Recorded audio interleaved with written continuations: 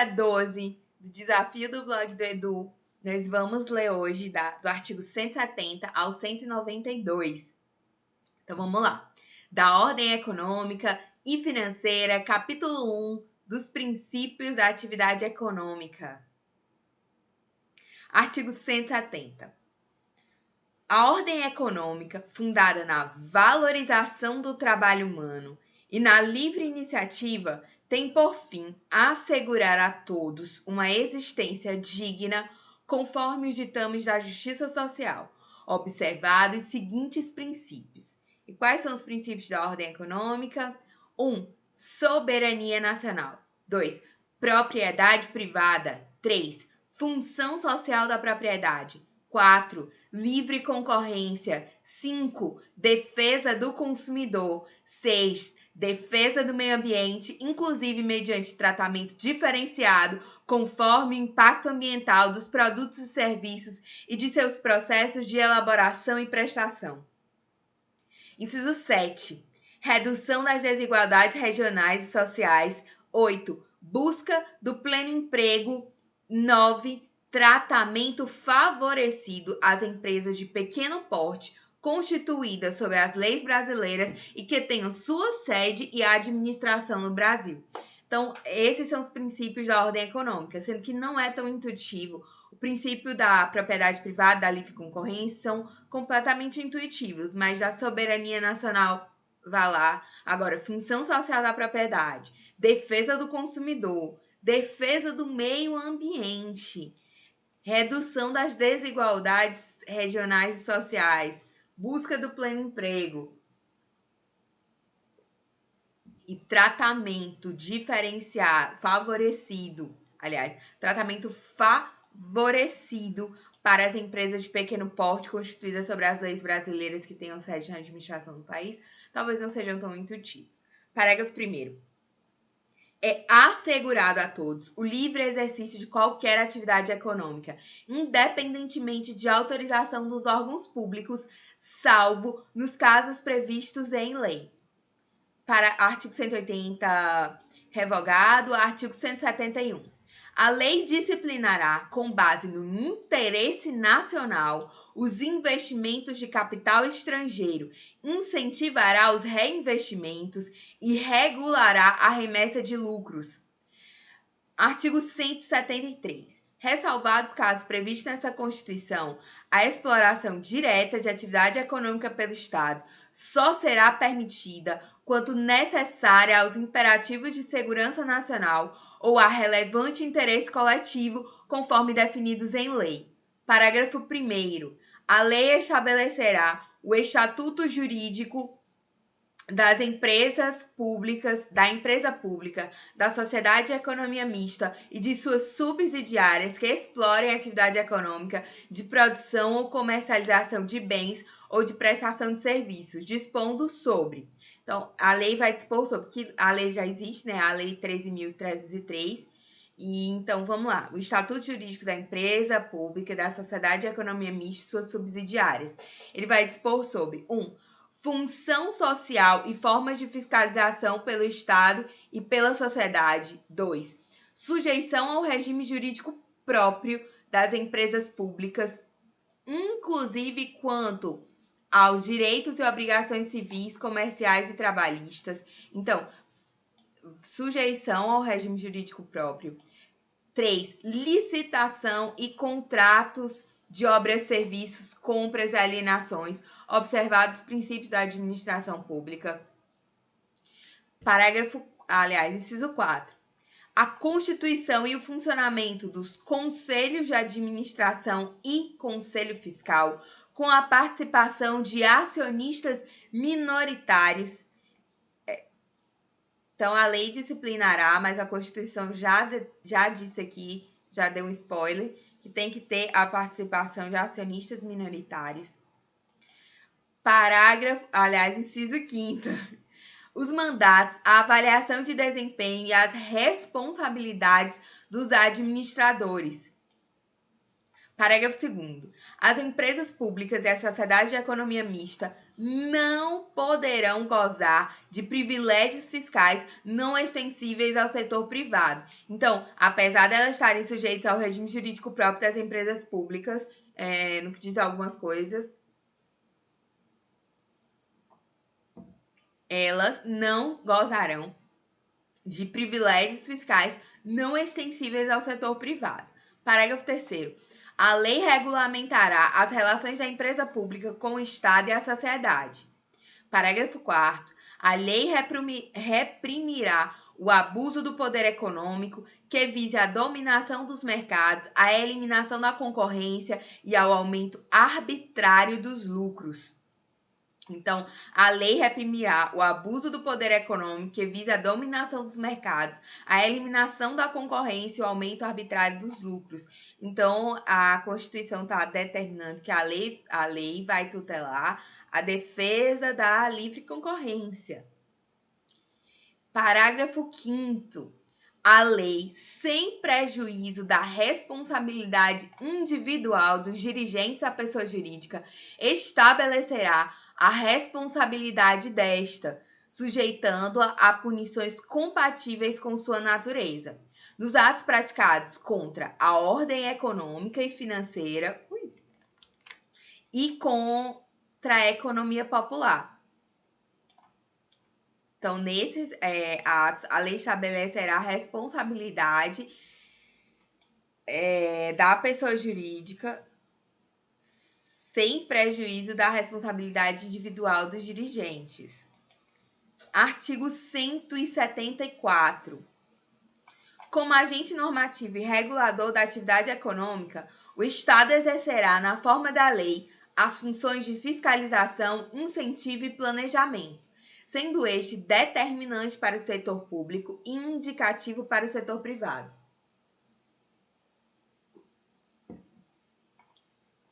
Então, o planejamento, como agente normativo, Estado é o quê? Agente normativo e regulador da atividade econômica, o Estado vai exercer quais funções? O Estado vai fiscalizar, incentivar e planejar. Só que o planejamento, ele é indicativo para o setor privado e determinante para o setor público. Parágrafo 1º.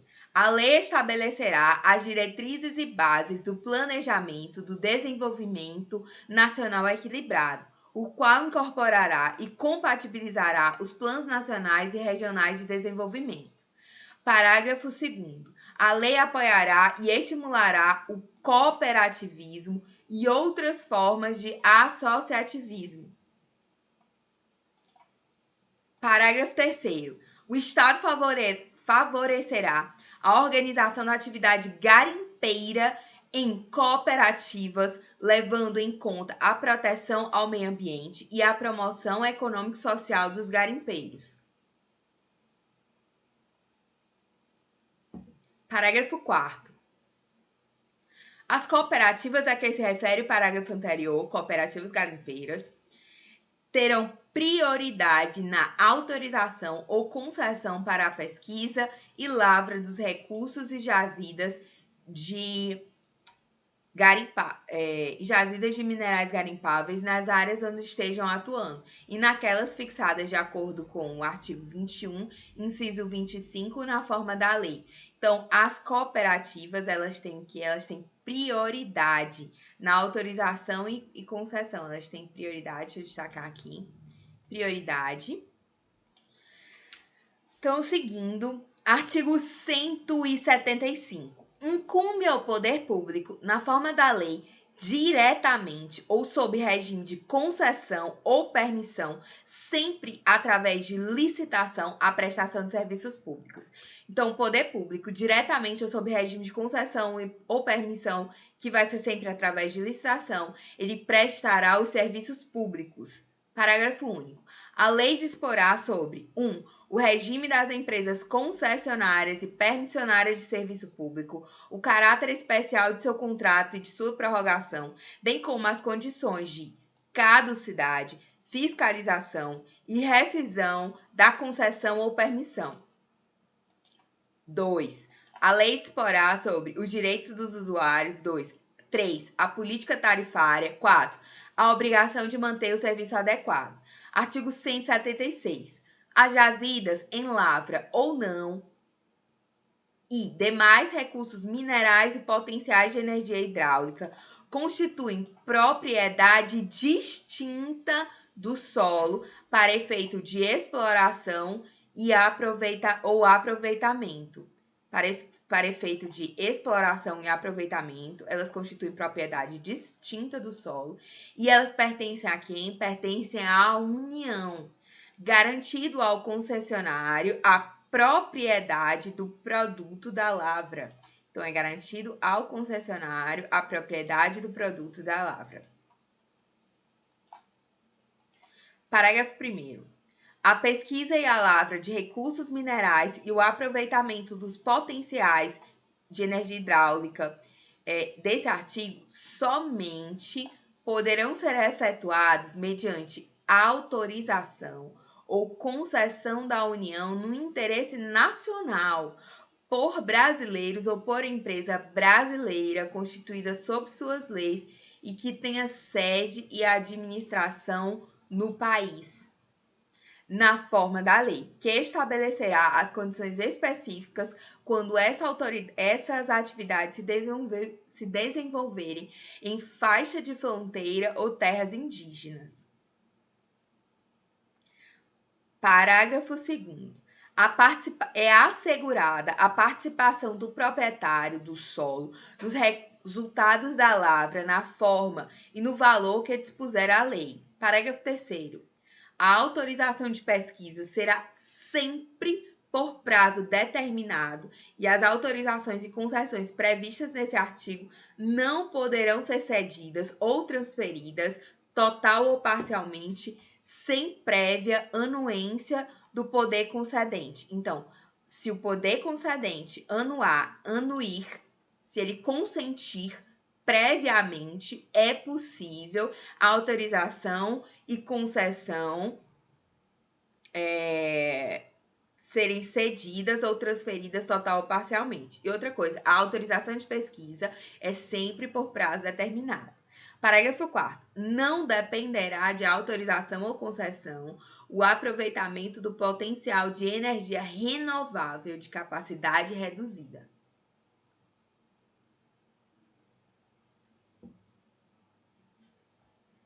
Artigo 177. Constituem monopólio da União: 1. A pesquisa e a lavra de jazidas de petróleo e gás natural e outros hidrocarbonetos fluidos. 2. Constitui monopólio da União a refinação do petróleo nacional ou estrangeiro. 3. A importação e exportação dos produtos e derivados resultantes das atividades previstas nos incisos anteriores. Então, a importação e as exportações de petróleo, gás, hidrocarbonetos fluidos e petróleo refinado. 4. O transporte marítimo de petróleo bruto de origem nacional ou de derivados básicos do petróleo produzido no país, bem assim o transporte por meio de conduto de petróleo bruto, seus derivados e gás natural, de qualquer origem.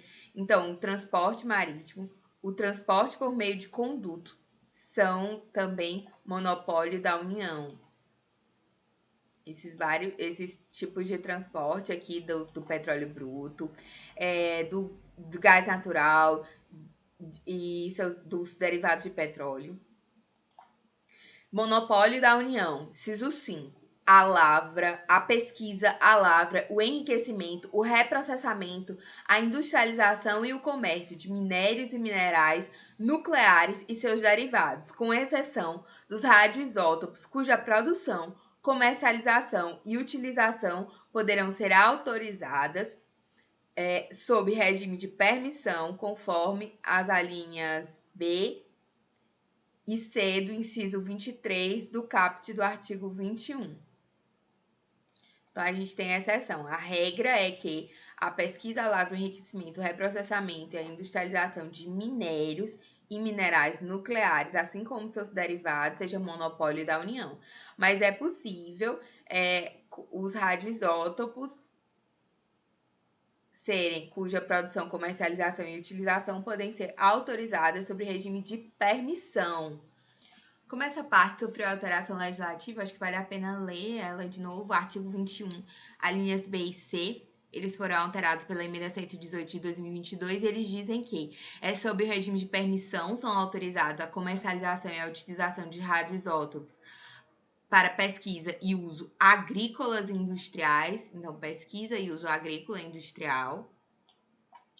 C, sob o regime de permissão, são autorizados a produção, a comercialização e a utilização de radioisótopos para pesquisa e usos médicos. Então, é só isso. Pesquisa e uso agrícolas e industriais e pesquisa e uso médico. É possível a autorização aqui para uso de minérios e minerais nucleares, aliás, os radioisótopos desses minerais nucleares. Enfim. Parágrafo 1º. A União poderá contratar com empresas estatais ou privadas a realização das atividades previstas no 1 a 4 desse artigo, observadas as condições estabelecidas em lei. Parágrafo 2º. A lei a que se refere o parágrafo 1 disporá sobre 1. A garantia de fornecimento dos derivados de petróleo em todo o território nacional. Então, tem que garantir o fornecimento de petróleo em todo o território nacional. 2. As condições de contratação. 3. A estrutura e atribuições de órgão regulador do monopólio da União. Parágrafo 3º. A lei disporá sobre o transporte e a utilização de materiais. A lei disporá sobre o transporte e a utilização de materiais radioativos no território nacional. Parágrafo 4º. A lei que instituir contribuição de intervenção no domínio econômico relativa às atividades de importação ou comercialização de petróleo, de combustíveis e seus derivados, gás natural e seus derivados e álcool combustível, deverá atender os seguintes requisitos. A lei que instituir a de combustíveis, porque é relativa a petróleo, derivados, gás natural, álcool combustível, enfim, ela deverá atender aos seguintes requisitos. Quais são os requisitos? 1. A alíquota de contribuição poderá ser diferenciada por produto ou por uso. 2. Reduzida e reestabelecida por ato do Poder Executivo, não se lhe aplicando o 153B. Então, aqui é uma mitigação ao princípio tributário da anterioridade do exercício, que é o 153B, e também, como ela é reduzida e reestabelecida por ato do Poder Executivo, é exceção à legalidade. Então, a CID Combustíveis é exceção ao princípio da legalidade e da anterioridade de exercício. Que é esse aqui. Deixa eu até colocar aqui.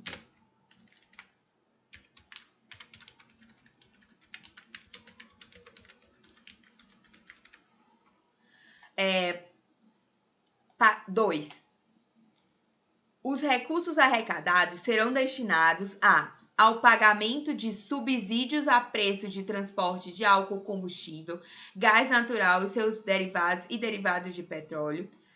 B. Os recursos arrecadados serão destinados ao financiamento de projetos ambientais relativos à indústria do petróleo e do gás. C. Os recursos arrecadados serão destinados ao financiamento de programas de infraestrutura de transportes. Artigo 178.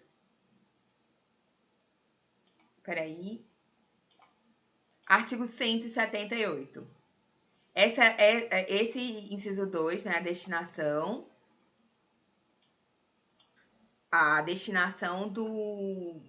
da contribuição da CID Combustíveis, porque o tributo contribuição importa a destinação legal dos rendimentos. Então, importa para que foi criada a CID Combustíveis e ela está vinculada a isso aí. Tudo isso. A, B, C. Artigo 178. A lei disporá sobre a ordenação do transporte aéreo, aquático e terrestre,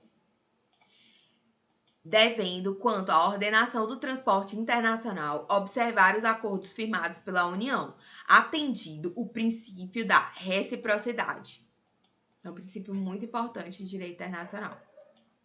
Parágrafo único. Na ordenação do transporte aquático, a lei estabelecerá as condições em que o transporte de mercadorias na cabotagem e na navegação interior poderão ser feitos por embarcações estrangeiras. Artigo 179. A União, os Estados, o DF e os municípios dispensarão as microempresas e as empresas de pequeno porte, assim definidas em lei, a Lei Complementar 123, né? Visando, dispensarão, assim, as microempresas e empresas de pequeno porte, assim definidas em lei, tratamento jurídico diferenciado, visando a incentivá-las pela simplificação de suas obrigações administrativas, tributárias, previdenciárias e creditícias, ou pela eliminação ou redução destas por meio de lei.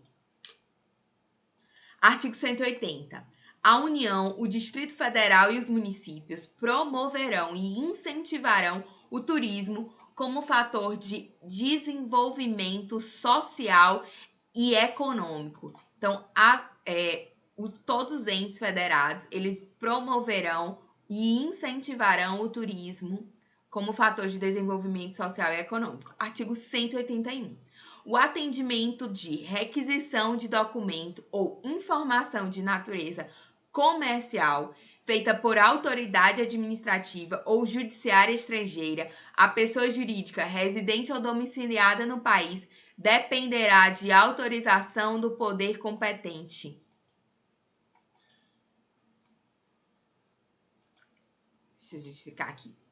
Então, atendimento de requisição, documento ou informações de natureza comercial feita por autoridade administrativa ou judiciária estrangeira, a pessoa física ou residente ou jurídica residente domiciliada no país dependerá de autorização do poder competente.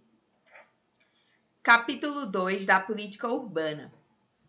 Artigo 182. A política de desenvolvimento urbano, executada pelo poder público municipal, conforme diretrizes gerais fixadas em lei, tem por objetivo ordenar o pleno desenvolvimento das funções sociais da cidade e garantir o bem-estar de seus habitantes.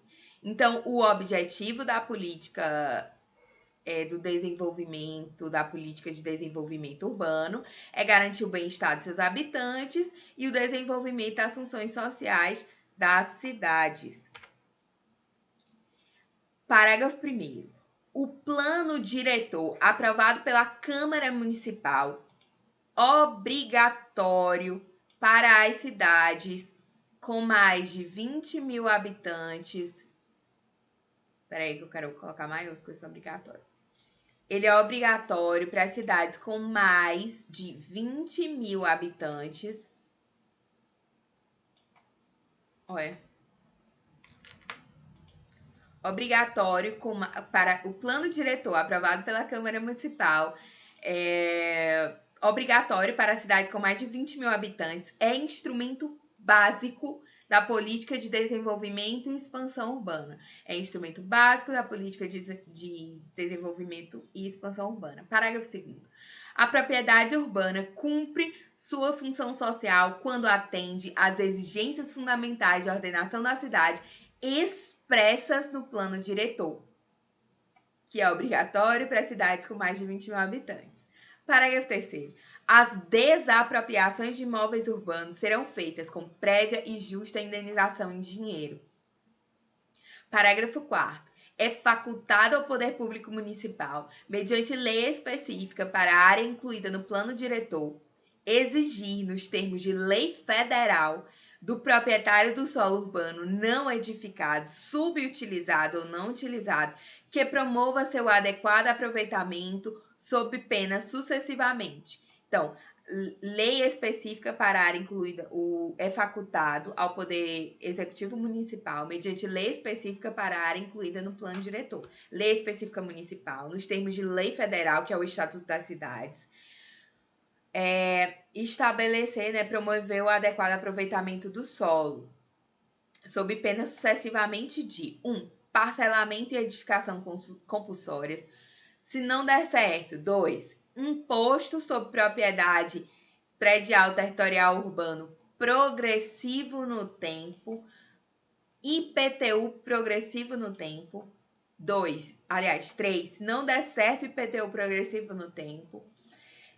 Desapropriação com pagamento mediante títulos da dívida pública de emissão previamente aprovada pelo Senado Federal. Em regra, a desapropriação exige prévia e justa indenização em dinheiro, mas a desapropriação urbanística sancionatória, ela é paga com títulos da dívida pública de emissão previamente aprovada pelo Senado Federal, com prazo de resgate de até 10 anos em parcelas anuais iguais e sucessivas, assegurado o valor real da indenização e juros legais. Artigo 183. Aquele que possuir como sua área urbana de até 250 metros quadrados por 5 anos, ininterruptamente e sem oposição, utilizando-a para sua moradia ou de sua família, ou seja, dando função social, adquirir-lhe-á o domínio, desde que não seja proprietário de outro imóvel urbano ou rural. Então, a uso capião especial urbana exige que o imóvel, a área urbana, tenha até 250 metros, um prazo de 5 anos com o uso social, ou seja, moradia, função social, e ela exige também que o proprietário não seja proprietário de outro imóvel urbano ou rural. Então, essa uso carpião especial urbana. Parágrafo 1º. O título de domínio e a concessão de uso serão conferidos ao homem ou à mulher ou a ambos, independente do estado civil. Parágrafo 2º. Esse direito não será reconhecido ao mesmo possuidor mais de uma vez. Parágrafo 3º. Os imóveis públicos não serão adquiridos por uso capião. Capítulo 3 da Política Agrária e Fundiária e da Reforma Agrária. Artigo 184. Compete à União desapropriar por interesse social para fins de reforma agrária o imóvel rural que não esteja cumprindo sua função social mediante prévia e justa indenização em títulos da dívida agrária. Em títulos da dívida agrária, com cláusula de preservação do valor real, resgatável em até 20 anos a partir do 2º ano de sua emissão, cuja utilização será definida em lei. Então, essa é a desapropriação para fins de reforma agrária.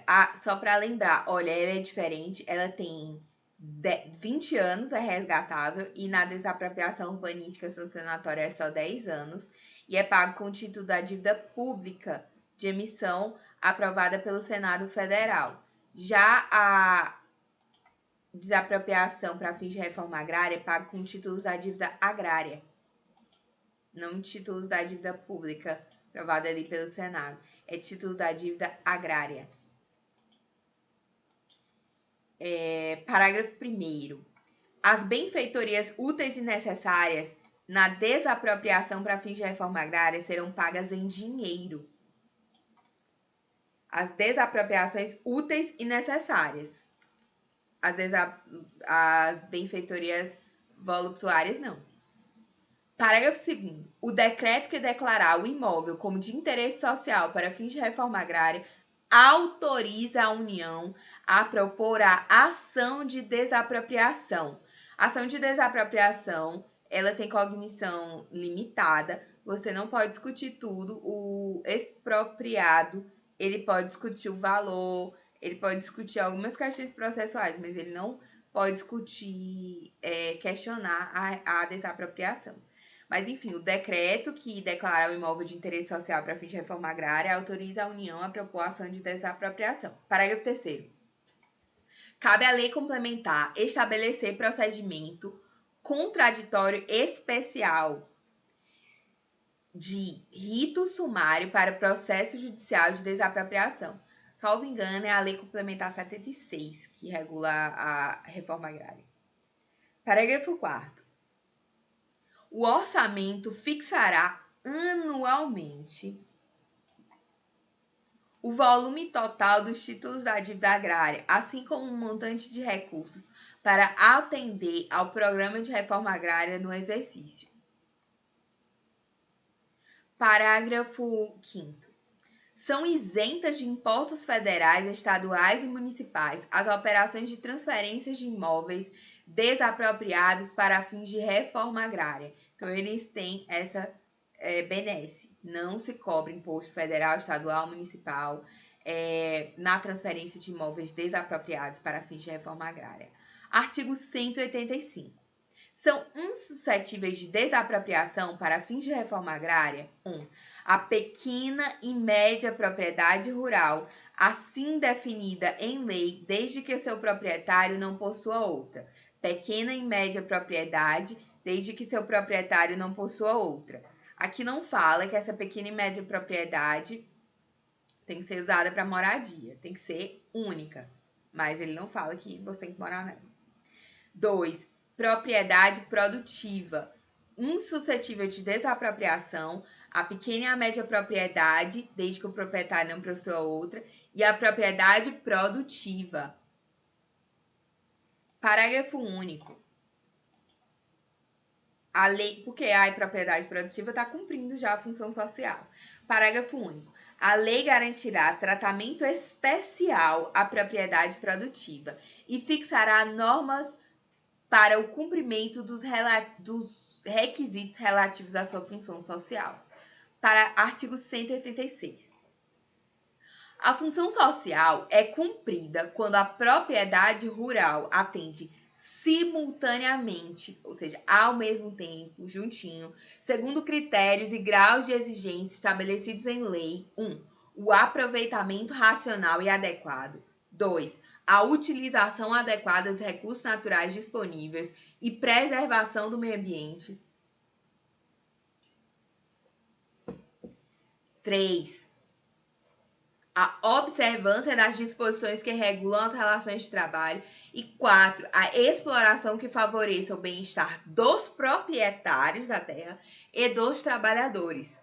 Então, a função social está sendo cumprida, a função social do imóvel rural está sendo cumprida quando aproveitamento racional adequado, utilização adequada dos recursos naturais disponíveis e preservação do meio ambiente, observância das disposições que regulam as relações de trabalho e exploração que favoreça o bem-estar do proprietário e dos trabalhadores. Artigo 187. A política agrícola será planejada e executada na forma da lei, com a participação efetiva do setor de produção, envolvendo produtores e trabalhadores rurais, bem como dos setores de comercialização, de armazenamento e transporte, levando em conta especialmente. Então, a política agrícola será planejada e executada na forma de lei, com a participação efetiva do setor de produção, que envolve tanto os produtores quanto os trabalhadores rurais, bem como os setores de comercialização, de armazenamento e transporte, levando-se em conta especialmente o quê? 1. Os instrumentos creditícios e fiscais. 2. Os preços compatíveis com os custos de produção e a garantia da comercialização. 3. O incentivo à pesquisa e à tecnologia. 4. A assistência técnica e extensão rural. 5. O seguro agrícola. 6. O cooperativismo. 7. A eletrificação rural e irrigação. E 8. A habitação para o trabalhador rural. Política agrícola, ela leva em consideração tudo isso e com a participação de todos os setores. Vamos lá para o parágrafo 1º. Inclui-se no planejamento agrícola as atividades agroindustriais, agropecuárias, pesqueiras e florestais. Parágrafo 2º. Serão compatibilizadas as ações de política agrícola e de reforma agrária. Então, serão compatibilizadas a política agrícola e a reforma agrária. Em tese. Artigo 188. A destinação de terras públicas e devolutas será compatibilizada com a política agrícola e com o Plano Nacional de Reforma Agrária. Então, a destinação das terras públicas e devolutas será compatibilizada com a política agrícola e com o Plano Nacional de Reforma Agrária. Parágrafo 1º do artigo 188. A alienação ou a concessão a qualquer título de terras públicas com área superior a 2.500 hectares, a pessoa física ou jurídica, ainda que por pessoa interposta, dependerá de prévia aprovação do Congresso Nacional.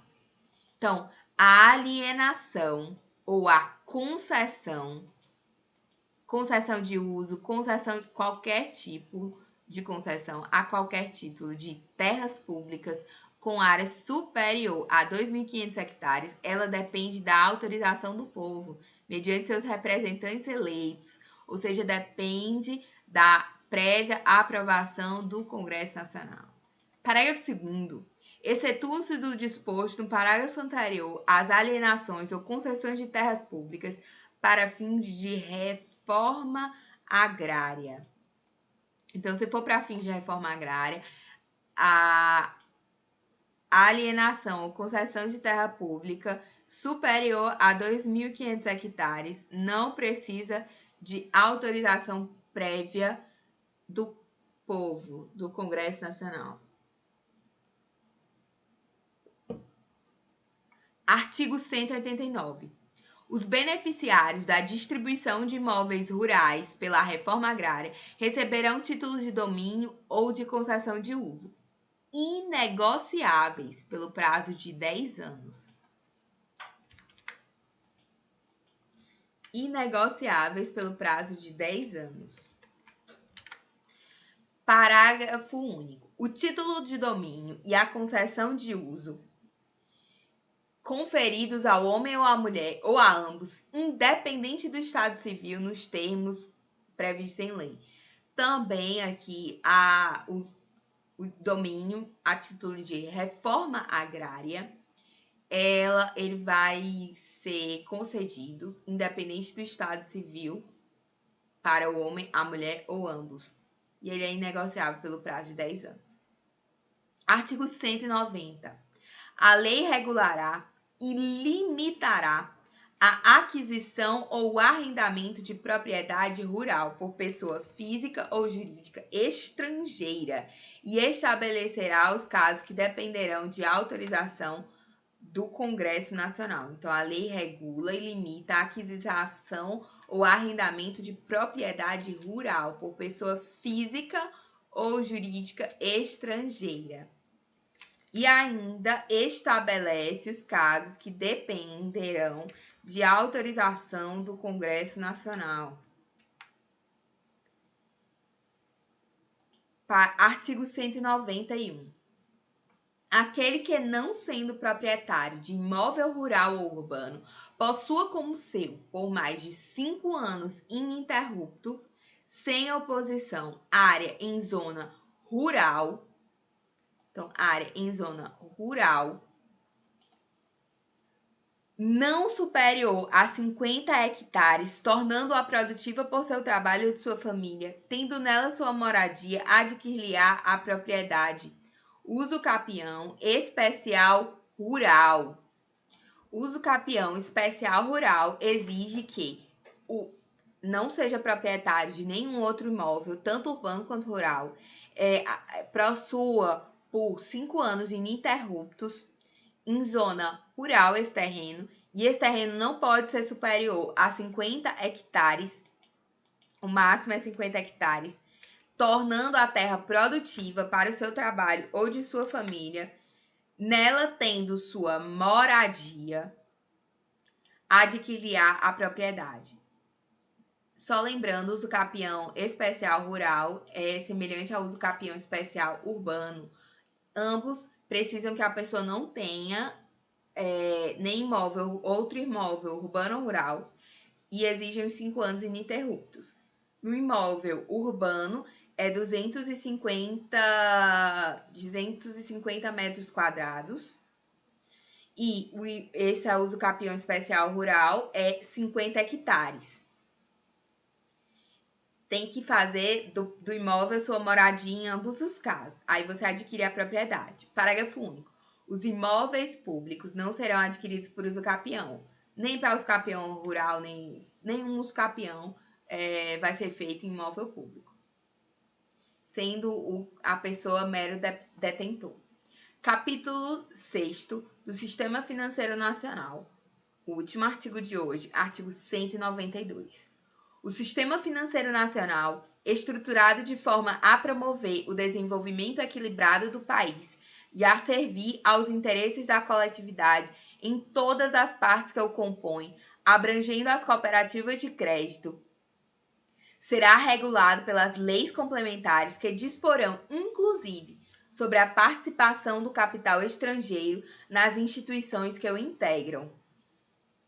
Sistema financeiro nacional não tem a ver com finanças públicas, direito financeiro tem a ver com os bancos. Eu até peguei aqui o conceito do Bacen para não esquecer. O sistema financeiro nacional é formado por um conjunto de entidades e instituições que promovem a intermediação financeira, isto é, o encontro entre credores e tomadores de recursos. E por meio do sistema financeiro que pessoas, empresas e governos circulam a maior parte dos seus ativos, pagam suas dívidas e realizam seus investimentos. O Sistema Financeiro Nacional é organizado por agentes normativos, supervisores e operadores.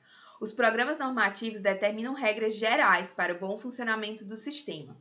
As entidades supervisoras trabalham para que os seus integrantes do sistema financeiro sigam as regras definidas pelos órgãos normativos. Os operadores são as instituições que oferecem serviços nos papéis intermediários. Então, vamos ver esquematizado que esses agentes normativos, os supervisores e os operadores, só a título de informação. Os agentes normativos é o Conselho Monetário Nacional, o Conselho Nacional de Seguros Privados e o Conselho Nacional de Previdência Complementar.